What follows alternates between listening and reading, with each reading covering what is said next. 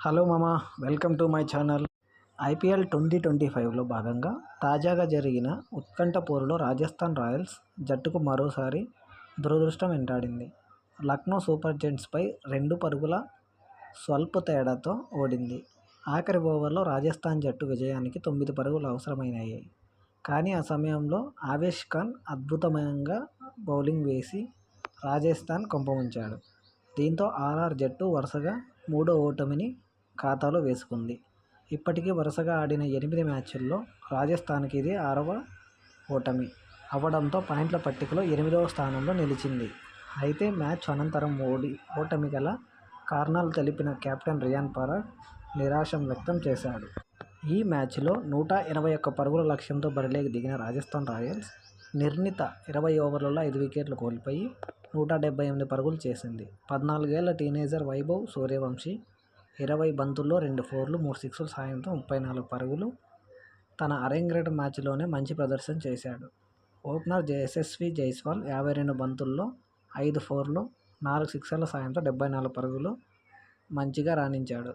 వీరిద్దరు కలిసి తొలి వికెట్కు 85 పరుగుల భాగస్వామ్యాన్ని నమోదు చేశారు.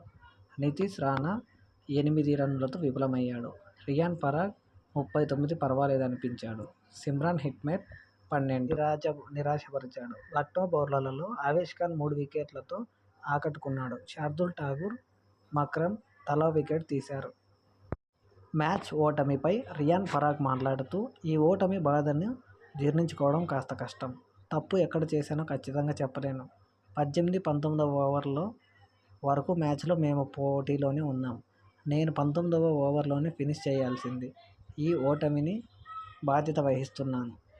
నన్ను నేను నిందించుకుంటున్నాను. ఒక మ్యాచ్ను మొత్తం 40 ఓవర్ల పాటు కలిసి ఆడితే తప్ప విజయం సాధ్యం కాదు. బౌలింగ్ అద్భుతంగా చేశాం.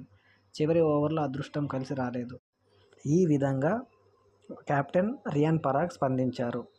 ఈ మ్యాచ్ ఓటమితో రాజస్థాన్ రాయల్స్ 8వ స్థానాన్ని తన పట్టికలో 8వ స్థానాన్ని పొందింది. ఈ వీడియో మీకు నచ్చినట్లయితే దయచేసి సబ్స్క్రైబ్ చేసి లైక్ చేయండి, కామెంట్